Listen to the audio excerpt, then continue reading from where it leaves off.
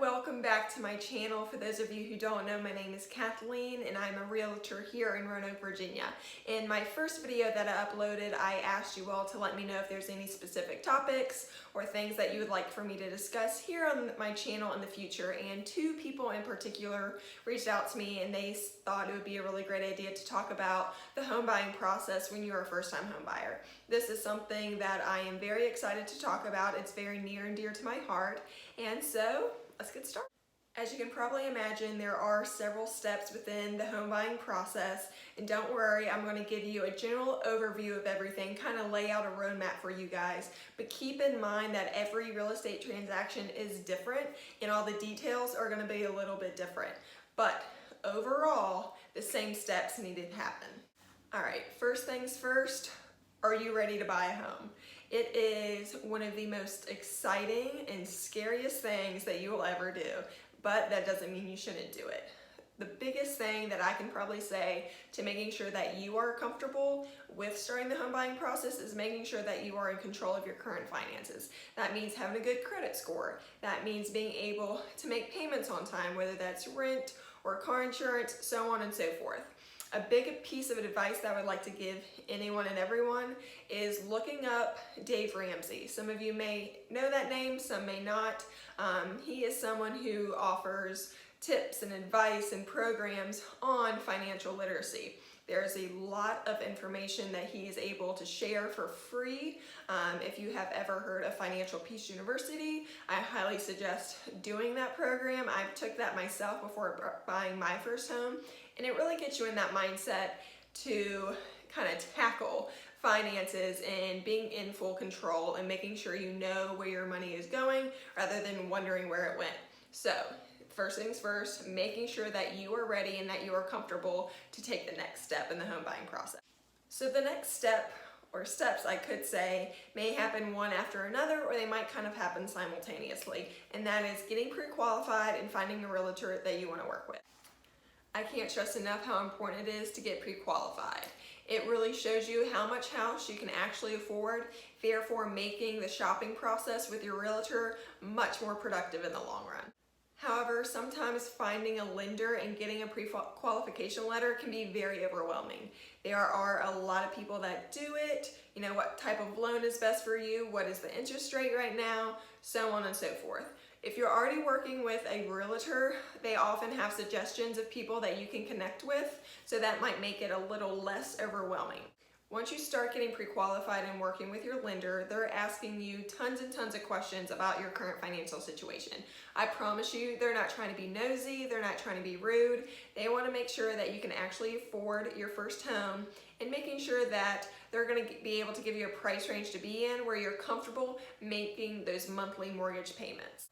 As I mentioned before, getting pre-qualified and finding a realtor that you want to work with may happen one after another, or they might happen simultaneously.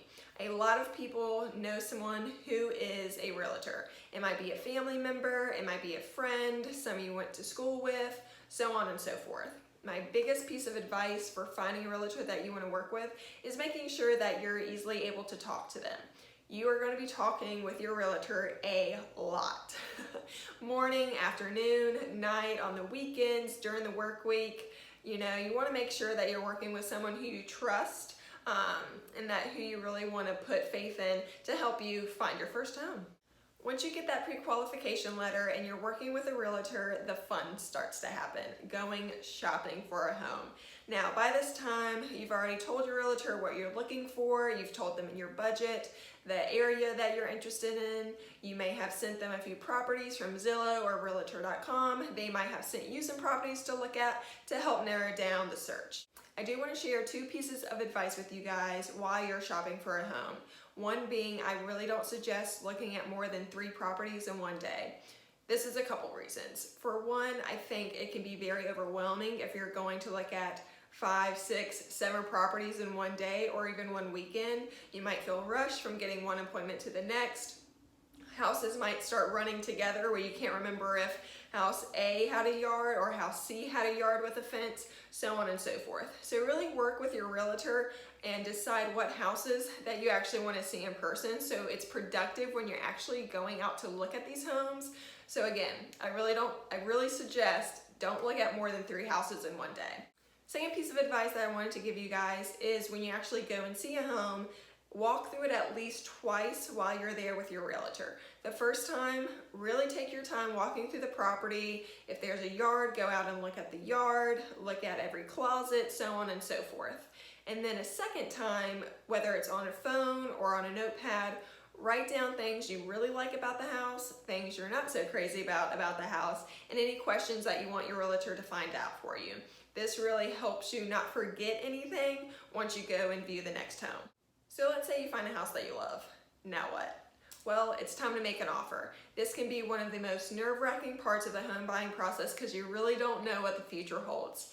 Really trust your realtor and work with them on what you feel comfortable within the details of your offer, including purchase price, additional terms, closing date, so on and so forth. Remember earlier in this video when I said every real estate transaction is going to be different? Definitely keep that in mind during this time. For example, when you're making an offer on a home, it might already have multiple offers on the table, which could potentially lead to a bidding war. There might be some negotiations with the sellers. So I just wanted to reiterate that with you guys. Also, this is a time when you begin starting to sign stuff.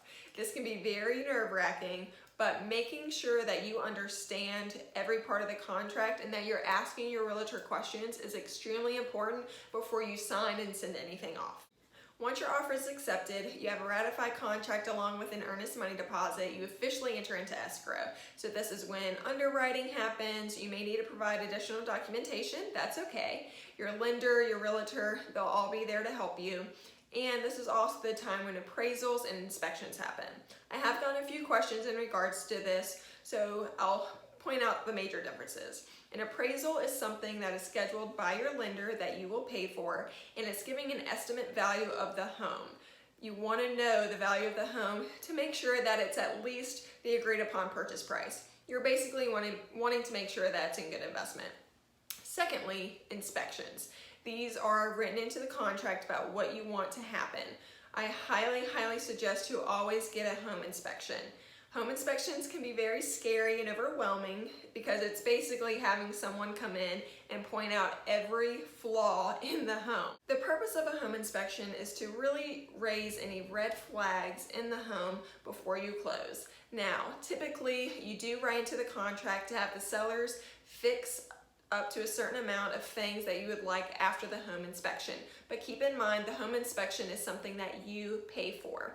So you're able to prioritize anything that you want fixed before closing and then maybe wait on things that maybe are a little less urgent that you're able to fix once the home is yours. As you get closer and closer to closing, you will want to schedule a final walkthrough with your realtor. So this is when you're able to go to the home one last time before closing. This should happen only a few days before closing. Don't schedule it too far out because you just want to make sure nothing crazy has happened with the home and that it's in good condition. You will also get the final statement for your loan terms and closing costs at least one day before you close. So it's finally closing day and you've most likely been impatiently waiting for this day to arrive. Hopefully everything has gone smoothly so far and that closing hasn't been pushed back at all. What you will need to bring with you to closing is that cashier's check. That will include your down payment and any closing costs that you're responsible for. You will be giving this information down to the penny to then have it for your cashier's check. This is also the day where you sign a lot of papers.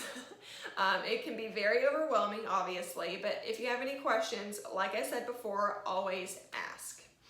Now, once your papers are signed, you officially become a homeowner. You are giving keys to the home and you're able to move in.